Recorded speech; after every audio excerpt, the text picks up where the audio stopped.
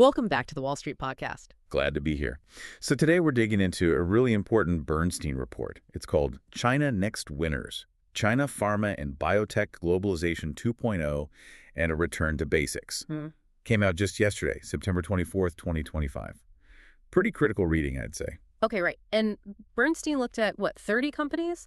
But the key thing, as I understand it, is they've sort of changed the goalposts, moved away from just market excitement. Exactly. They're focusing on four specific dimensions now. First, total accessible market, TAM. Then, pipeline competitiveness. Third, globalization progress, how far they've actually come. And finally, financial strength, specifically looking at net cash. That's crucial. So the message is, the easy gains are over. The industry-wide rally phase has passed. That's the core thesis, yes. It's shifted. Now it's about rigorous stock picking, really looking at those fundamentals we just mentioned. They're actually advising against just chasing current valuations without that solid backing. Makes sense. So based on this stricter framework, who actually makes the cut? Who are the next winners? Well, the two standouts, consistently ranking high across all four dimensions, are Hengrui and Innovent. Both got an outperform rating. But interestingly, they also pointed out some potential winners maybe outside their main coverage list. Think rising stars.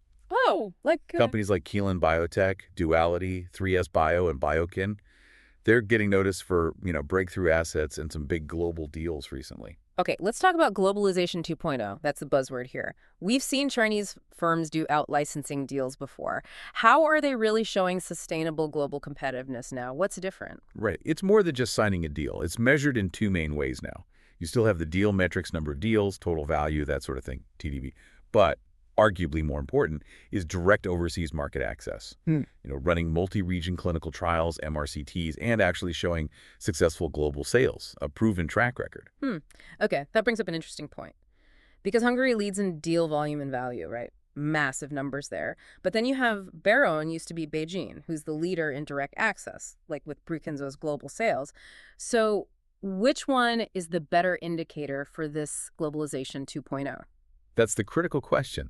Bernstein seems to lean towards successful sales as the ultimate proof. It requires those complex MRCTs, simultaneous trials everywhere.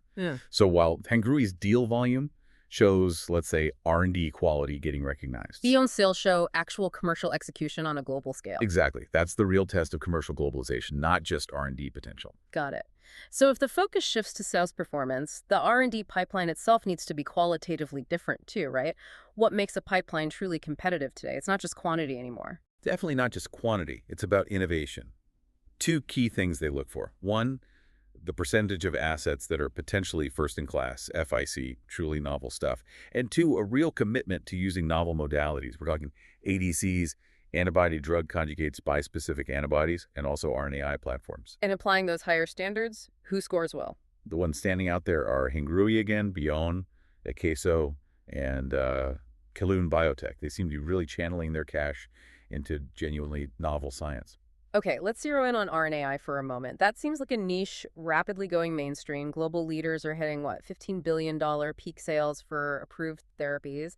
How's China positioned in this emerging field? It's definitely a high potential area. You've got the big incumbents like Hengrui and CSPC who are moving assets over. But the real excitement, arguably, is around the pure play biotechs focusing only on RNAi. Companies like Argo Biopharma that just did that big deal with Novartis, and Life partnered with Boehringer Ingelheim. Those deals are huge validation points. And they're going for IPOs, too. Both looking at Hong Kong IPOs, yeah. It signals they expect serious commercial traction soon. The whole RNAi sector in China is moving fast. Which brings us back to the money. This all sounds ambitious and expensive.